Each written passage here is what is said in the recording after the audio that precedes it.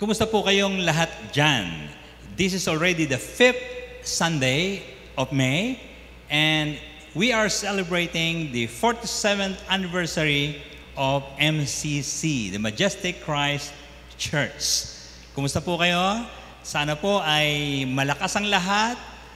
Wala pong COVID-19 sa Science City of Muñoz. Lahat ng PUM dineclare ng safe. Salamat sa Diyos, and we are moving starting tomorrow, June 1st, from MECQ to GCQ. Praise the Lord. Palapakan po natin ang Panginoon. Ha? Yes, the Lord is truly good to all of us. Pero sabi nila, there is no reason to celebrate truly yet. Why? Because there is no vaccine, there is no medicines yet. Okay lang po yan. Basta mahalaga, you know how to keep yourselves safe. Lagi pong maghuhugas ng kamay and put on your mask. Amen?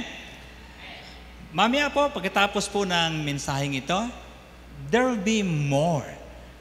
There will be greeters, there will be people who will be praying for the nations again. And so please stay tuned. Asikasuhin po namin kayong mabuti sa pamamagitan ng mga balita rin. At ngayon po, nais ko pong tayo tumindig at magbabasa po tayo ng salita ng Panginoon Diyos. I'd like to share to you that we are eyewitnesses of the majesty of God. My reading is from Deuteronomy 5:24. It says, "And you said, the Lord our God has shown us His glory and His majesty, and we have heard His voice from the fire. Today, we have seen that a person can live even if God speaks with them. For what mortal has ever heard the voice of the living God, speaking out of fire as we have, and survive?" Pagpalain po ng Diyos sa mga salitang ito. Makakaupo po tayong lahat. I want you to be seated very comfortably. Wala lang matutulog kung nagluluto po si nanay. Paupuin po muna. I'm sure you have texted some of your friends to join us. Are you aware that the majesty of God and the glory of humanity is always in conflict? Pag po yumayaman ng isang tao kasi, gumagaling, nakaka-graduate, nagkakaroon ng maraming pera, nagkaroon ng asawang maganda, para po siyang immortal. Nagkakaroon na po ng conflict kung kailangan pa ba niya ang Diyos o hindi na. Problema niyo rin po ba ito? Dapat po manatili na kahit na gumaganda ang buhay, malakas ang katawan, maganda ang takbo ng negosyo, maraming savings, respetado ng lipunan, dapat ang kamay mo nakaturo sa Diyos at sasabihin mo, purihin ang Panginoon. Pwede po ba natin sabihin yon right there at your seat? Purihin ang Panginoon. And can you make that comment right there? Purihin ang Panginoon. Amen? Ang kaluwalhatian po ng Diyos ay naka-attached. The majesty, the glory of the Lord is attached on your response when He is speaking. Alam nyo, namasyal po, tumakas, di ba, from Egypt si Moses. When he is already there, 40 years, ginulo siya ng Diyos, and the Lord spoke to him. Sabi po ng Diyos, I am the God of your father, the God of Abraham, the God of Isaac, and the God of Jacob. At this, Moses hid his face because he was afraid to look at God. There is a reason for that. Alam niyo po ba, ang mga Israelita, alam na alam po nila, pag kinausap ka ng Diyos, patay ka. Kaya iniiwas niya po yung mata niya. Hindi siya pwedeng makipagtitigan sa isang nagpakilalang si Yahweh. Naalala niyo po ba, maging sa Exodus, binabantayan po sila ng Diyos, and the fire of the Lord was there, and the Lord is speaking to them through the fire. Ito po ang testimony nung teksto po natin, the Lord, our God, has shown us His glory and His majesty. And we have heard His voice from the fire. Ang karugtong po niyan, yung pong binasa natin kanina. And we survived. We did not die. Yung pong kaluwalhatian kasi ng isang hari, at lalo na ng isang makapangyarihang Diyos, ay nakadikit po yan Sa attitude po niya, kapag nagsasalita siya, nire-respeto mo ba siya? Hindi po pwede na pag nagsasalita ang Pangulo o yung guru mo sa school, nakayuko ka, titingin-tingin sa paligid, because it speaks of your attitude at His words. Don't forget why. There's a context for that. Nung araw pa po, hindi pinakinggan ni Adan at Eva ang atas ng Panginoon Diyos. Do not touch that tree and the fruit of that tree. Nung hinawakan po nila, nawala po yung kaningningan ng kanilang buhay, pinalaya sila sa maringal na tahanan na tinatawag na Eden. That's the context why every time God will speak, they are afraid. Laging merong judgment. Yun ang tingin po nila.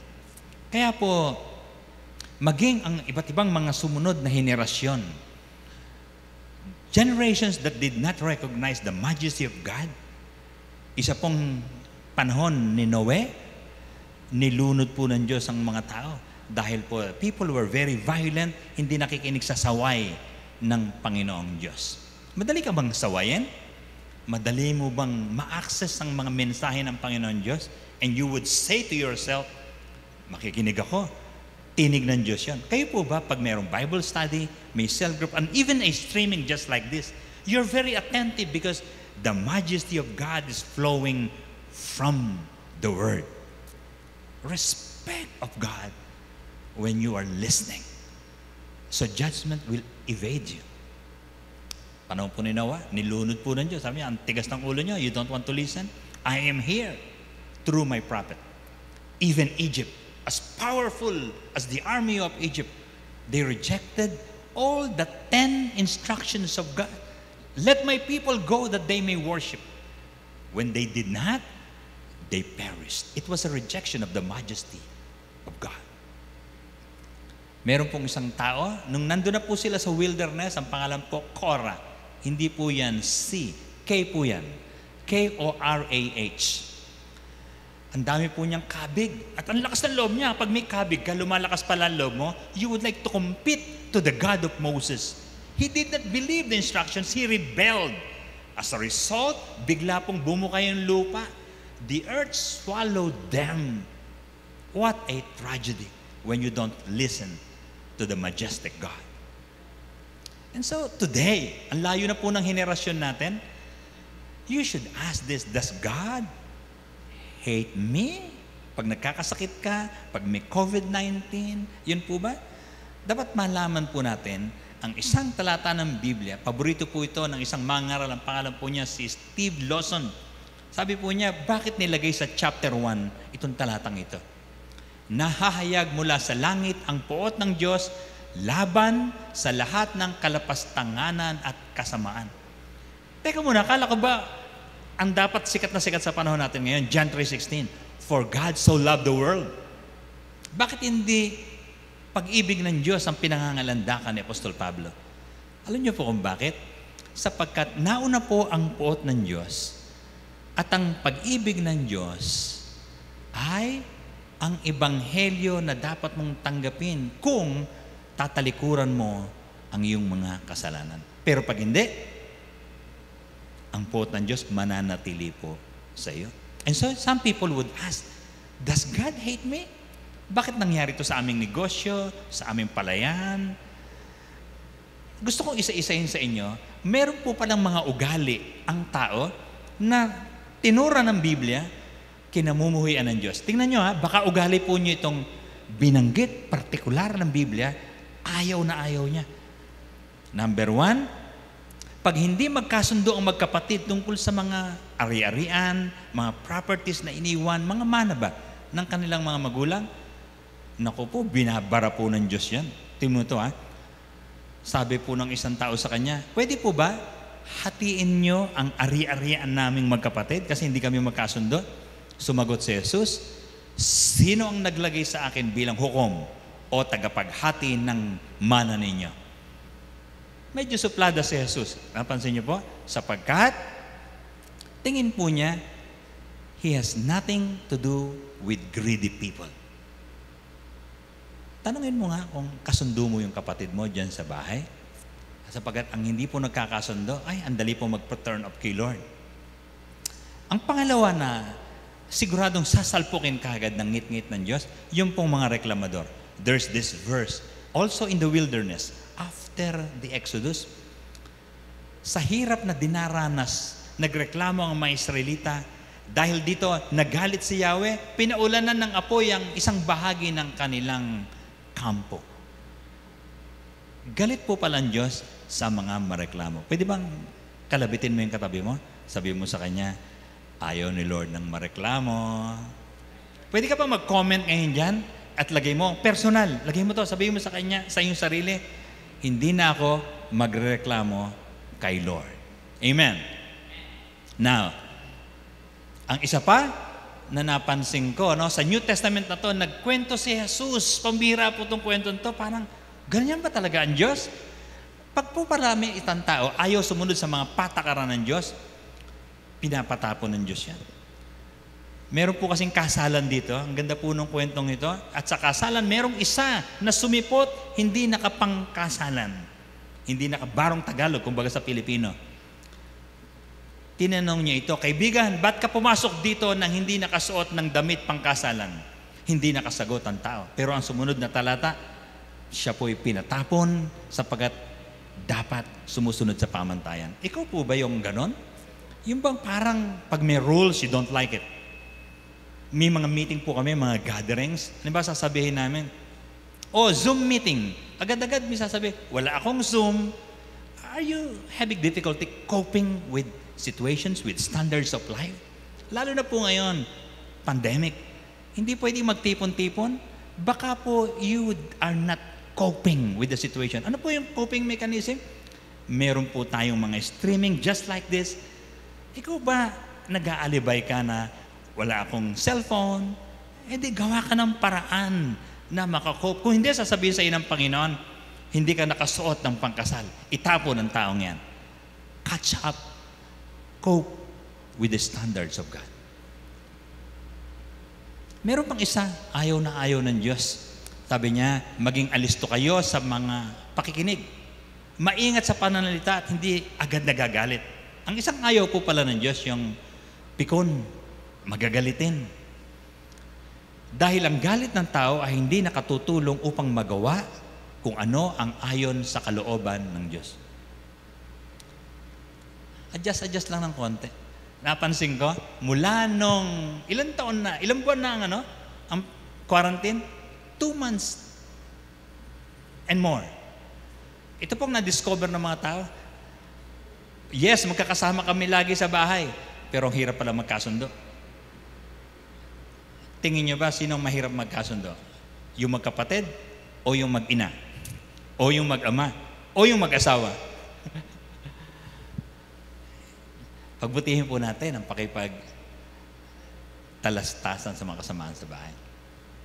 Sa kasaysayan, hindi na po sa Biblia ito, napansin ko po, ang daming mga tao gumawa ng mga bagay na labag sa kalooban ng Diyos. One of them is Adolf Hitler. He was responsible for starting World War II, which resulted in the deaths of more than 50 million people during that war. Dami pong namatay. But nangyari po yun. There are people who go against the idea of submitting to God's power. God's love. Namuhui po siya sa mga tao. Isa po sa mga pinapatay niya, napakarami mga Hudyo, milyong mga Hudyo.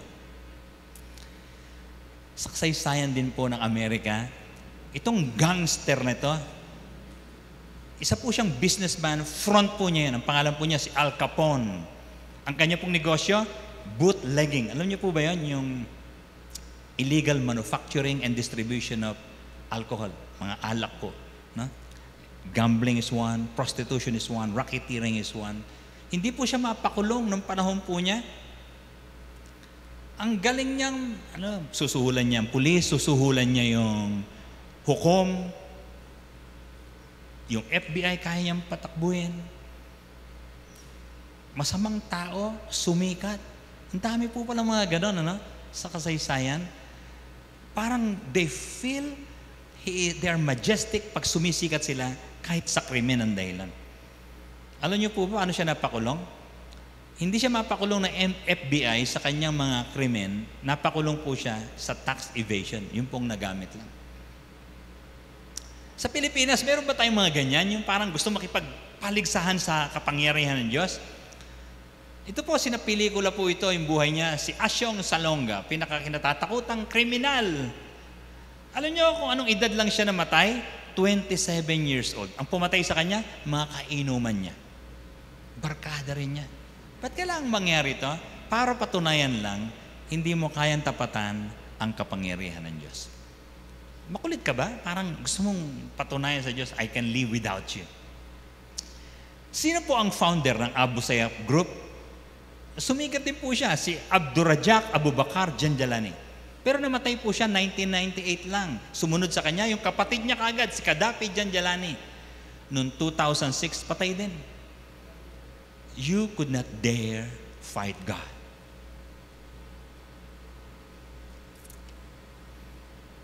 I'd like to speak now of what it really means to appreciate the majesty of God. Sabi po ng talata natin, I would like to read it this time in Tagalog. Ipinakita sa atin ni Yahweh ng ating Diyos ang kanyang kaluwalhatian at kadakilaan, ay ipinarinig sa atin ang kanyang tinig. Nakipag-usap siya sa atin ng harapan, ngunit hindi tayo namatay. Ano po ang ibig sabihin niyan? Dapat po, pag nakipag-usap ka sa Diyos, sa ngit-ngit niya, ibubuhos yun, patay ka agad tayo. The majesty of grace speaks that you are protected. Iingatan ka ng Diyos. May mensahe po siya sa iyo, bantayan ka. So number 1, ano ba ibig sabihin ng majesty of God? God majestic favor can stop a tragedy in your life. Amen? Alam niyo po ba, when I was very young, nalaglag po ako sa bus. Naisip ko, sabi ko, ang bata ko namang maaksidente. May gustong pumatay yata sa akin. 2 beses, itong nabali because I met accidents. I was hospitalized a number of times. When I'm growing up, nag-aral po ako sa Bible school, nagpastor po ako. There are many tragedies na lumalapit po sa buhay ko, hindi po natutuloy. At tingin ko, bawat isa sa atin dapat mag-isip ng ganito. Can I access the majestic favor of God to stop tragedy in my life? Ito pong patotoo, sabi po niya, sinong tao ang nanatiling buhay matapos marinig mula sa apoy ang tinig ng Diyos na buhay? Sino? Yung tumanggap ng banal na presensya ng Diyos sa kanyang tahanan, sa kanyang buhay. Amen. Can you do that? Pagkatapos po nitong streaming na to, pumikit ka, sabi mo sa Diyos, Lord, I want your favor. Stop tragedy in my children. Stop tragedy in my business. Stop tragedy in Science City of Muñoz in my life. Isa sa mga dapat tumanim po sa isip natin itong kwento po ni Jonah. Remember? Nagpunta po siya sa, saan? Anong lugar yan? Sa Nineveh. Ang famous po dyan, hinatid siya ng isang dambuhalang isda. At pagdating po ron, nangaral po siya, and the people repented of their sins. Ang ganda pong kwento, di ba? Pero alam niyo po ba, anong nangyari? Tinigil ng Diyos nga ang dilubyo. Sabi niya, in 40 days, darating ang dilubyo. Nagsisi po yung hari, tumalikod ang buong bayan sa kasalanan. Pero alam niyo, nung umalis si Jonah, sabi nila, yes, piyesta na, wala na yung pastor. Alam niyo po ba, may isang propeta nagsulat ng ganito. After so many years, binalikan ng Diyos ang Nineveh. At na-discover niya, they're back to their sin, back to their own old normal. Binuhos po ng Diyos ang kanyang galit sa Nineveh. Look at these verses by the prophet Nahum. Di ba sa inyo nagmula ang taong nagbalak ng masama at nang hikayat na magtaksil sa kanya? Kahit na malakas at marami ang mga taga-Assyria, mawawasak sila at maglalaho. From that time onwards, wala na pong Nineveh. Dinurog po ito ng kanyang mga kalaban sa pamamagitan ng digmaan. Kayang-kaya po ng Diyos na isuspend ang mga blessing mo. Estudyante ka ba ng CLSU? Subukan mong huwag mag-devotions, huwag makipag-usap sa kanya, huwag mag-church. Uy, by the way, suspended lang po physical gathering, but the church is still on. Nagtitipon-tipon po ngayon, simbahay. Just like what you're doing right now. Dapat po nakikitipon ka, nagpa-participate. Hindi lang sa pagsamba at pagpupuri sa Diyos, mas pagpatotoo at pananalangin. Kasi po, gusto po ng Panginoon Diyos, igagalang mo siya ng tuloy-tuloy. Kung hindi, suspended ang pag-aaral mo, suspended ang trabaho mo, suspended ang mga blessings mo, because He's the one in control of your life. Number 2, ano pa ang ibig sabihin ng favor? God's majestic favor removes conflicts. Alam niyo po sino yung mga kasama ko rito sa picture na to? Ang isa po dyan, si King Fred, kilala niyo po siya. Isa po siya sa mga taga City Hall. Pero yung naka-blue, si Father Hans po yan. Sa 3 linggong sunod-sunod, nagpe-fellowship po kami lagi. Meron pa pong isa, si Father Ariel ng dyan po sa bayan, no? Na sa San Sebastian. Ang ganda po ng attitude niya, nag-i-invite po sila dyan sa lugar nila for food, fun, and fellowship. Isang araw, binigay sa akin ni Lord itong talatang to. Sabi niya, Ama, maging isa nawa silang lahat. Prayer po ito ni Jesus Christ. Kung papanong ikaw ay nasa akin at ako'y nasa iyo, gayon din naman maging isa nawa sila sa atin. Upang ang sanlibutan ay maniwala na ikaw ang nagsugo sa akin. Minsan po sa harapan ni Mayor, sinabi ko sa kanila, dati debate ng debate ang Catholic saka ang mga evangelicals. Ngayon po, we have suspended all our quarrels and conflicts. We are beginning to become friends. Sabi po ng Bible, if a person is truly righteous, God can make his enemies at peace with him. Amen? Tulungan tayo ng Panginoon. Meron ka bang kaaway? God will resolve conflicts as a sign that favor is in your house. Amen? Ito pong pangatlo, God's majestic favor gives value to something that has none. Meron po ba kayong hawak-hawak na isang bagay na parang walang kwenta, tingin niyo? Sabi po ni Peter, napanood niyo na po ba yung The Chosen? Sabi niya, we have toiled all night and caught nothing. Ito po, second instance po ito eh. Nung pong nag-backslide si Peter, sabi niya sa mga kasama niya, babalik ako sa pangingisda. Mangingisda na ako. Sama kayo. At ganun na naman po yung kwento. Wala po silang huli. Pero nung sinabihan na naman sila ni Jesus, ihagis niyo dun sa kabila. Sabi niya, sino yun? Naalala nila si Lord yun, no? Siya lang magbibigay ng instruction na yung ginagawa mo na walang kabuluhan, nagkakaroon ng value. What is it? Yung bang friendship mo, nauwi lang lagi sa lasingan? Yung bang marriage mo, parang wala nang kwenta, gusto mo nang maghiwalay? Kayang bigay ni Lord uli yung tamis ng pagsasamahan ng mga mag-asawa. God can give value. Ito po sabi ni Jesus, sinabi sa kanila ni Simon Pedro, mangingisda ako. Sasama kami sa kabi nila. Umalis nga sila, sumakay sa isang bangka, magdamag silang ng isda, subalit wala silang huli. Is that your story? Yung buong quarantine, wala kaming kita. Ako po, iba ang kwento ko po. Yung pong quarantine period na to, 2 months, sana nakakainis po yan, nakakabagot, di ba? Yung pong ako sa kayong anak ko, because of quarantine, we played basketball every day. May mga kasama pa po akong ibang mga tatay. Sana walang kwenta ang quarantine, di ba? But now I treasure it. Iniisip ko nga kung ipagpe-pray ko, ma-extend pa. Because gumanda po yung relationship namin nung anak ko. Nagkukwentuhan kami, naglalayo. Ako naman, gumanda yung health ko. Kasi po dati puro trabaho lang po ako. Ngayon po, binigyan ako ni Lord ng sweating activity. Ang sarap po magpapawis every day. Mamaya po, may basketball na naman kami. Papapawis, gaganda ang kalusugan, gumanda ang presyon. Meron pong mga bagay na parang walang kwenta, pero nabibigyan po ng value because of the grace of God. Amen? Nang mag-uumaga na, tumayo si Jesus sa pampang. Ngunit siya hindi niya nakilala. Si Jesus po, nag-serve po ng breakfast sa kanila, luto na. Amen? Pwede po kaya? May mga kaibigan po ako, itong quarantine na to, nagkapagnegosyo. May nagsaway po sa akin ganito, huwag na kayong mamigay ng mga ayuda. Huwag na kayong tutulong sa mga tao, turuan niyo yung mga tao na mag-isip paano makapagnegosyo sa panahong ito ng quarantine. Isa sa pinakamaganda, food industry. Magtinda po kayo ng mga pagkain, ang dami pong bibili. Number 4, God's majestic favor sends a problem solver for you. Paano malaman na punong-puno ng biyaya yung buhay mo? Ang dami mong problema. Ask God's help and mercy, His presence in your life, He will solve it. He will send a problem solver to you.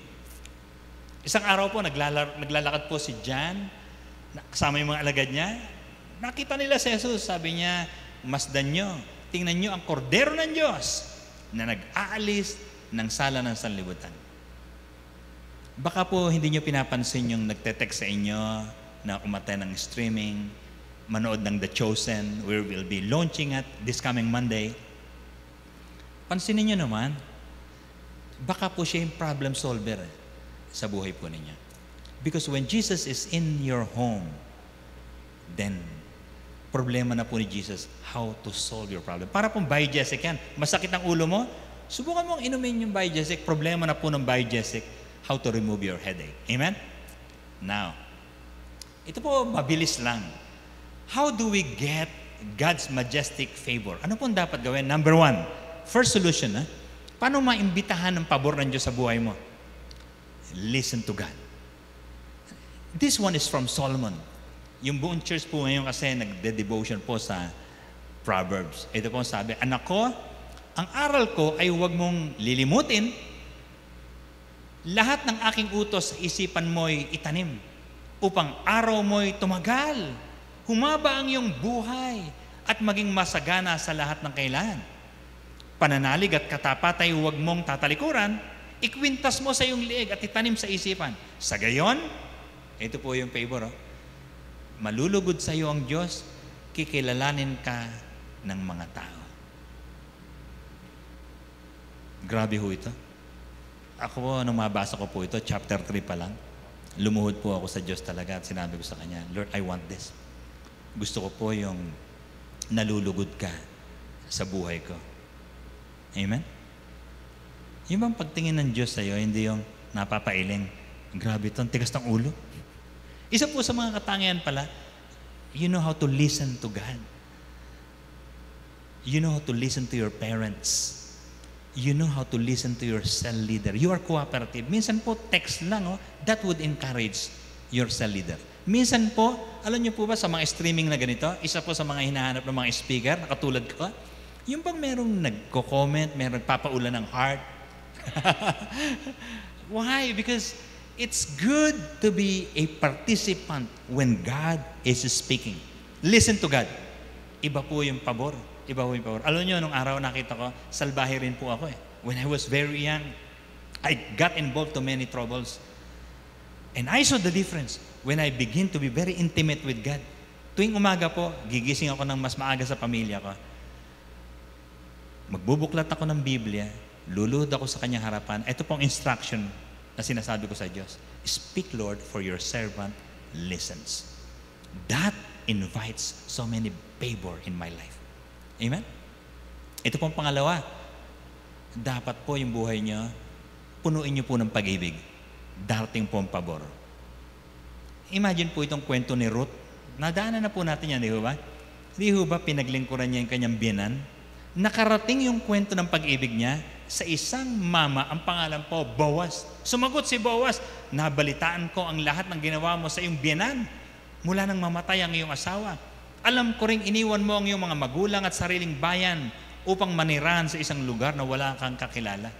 Imagine, the love of Ruth has spread throughout all Israel when they came home. May nababalitaan po bang love and good deeds sa buhay niya? Alam niyo po ba, ang nangyari kay Ruth? Tuwing pupunta siya dyan kay Boaz, dahil nabalitaan ni Boaz na mabait siya sa biyanan, Inutusan niya yung mga tauhan niya, laglagan niyo ng uhay para marami siyang maiuwi. Favor. Kasi po dapat gutom po sila eh. Yung mga kakilala po ako, huwag po kayong magsusumbong nung panahon po ng quarantine. Ang dami po nangailangan sa kanila. Secretly, they were asked to work. At ang sweldo po nila, hindi lang po yung ordinary. Doble. Triple. While others are wanting, God has lavished them because sila po mapapagkatiwalaan po kasi. Ito ang pangatlo. Napansin ko, you attract the favor of God kapag ka ikaw naglilingkod ka sa Diyos. Have you tried serving God's purpose? Ito po galing kay Jesus ito. Sabi niya, ang tumatanggap sa inyo ay tumatanggap sa akin. At ang tumatanggap sa akin ay tumatanggap sa nagsugo sa akin. Ang tumatanggap sa isang propeta, ano ba, may tinanggap po kayong mga nagtuturo ng bata, ay tatanggap ng gantimpala na nauukol sa propeta. At ang tumatanggap sa isang taong matuwid dahil sa ito'y matuwid, ay tatanggap ng gantimpalang nauukol sa taong matuwid. Kinakabahan po ba ang mga nanay dito, mga lolo, lola, na baka pag namatay siya, magutom yung pamilya niya? Maglingkod po kayo kay Lord. Kasi po, aasikasuhin ng Diyos yung next generation po ninyo. I've seen that in my life. Alam niyo po, nung namamatay na yung nanay ko, isa sa mga iniisip niya, baka maliit pa si Nep, maliit pa yung ibang kapatid ko. Sabi niya, paano na kaya ito? But we realized, gumanda po ang buhay ng pamilya po namin kahit na wala na po yung mga magulang namin. Ang isa po sa puhunan doon, yung nanay ko po has given her life to the church when she was very young. Naglingkod po siya. Huwag po kayong manghinayang.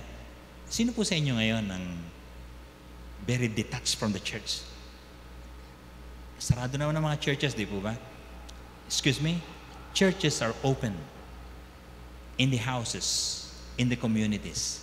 Makipag-alam po kayo kasi po, ibubuhos po ng Diyos ang kanyang galaw ngayon. There will be a revival in the Philippines. Yung pong mga nawala sa atin, dodoblehin po niya ang lahat ng ito. Don't be afraid, but just trust Him. Pwede po ba tayong tumayo? Hawakan natin mga puso, mananalangin po tayo sa Kanya ngayon. Mamaya po, after this prayer, there will be others who will be praying.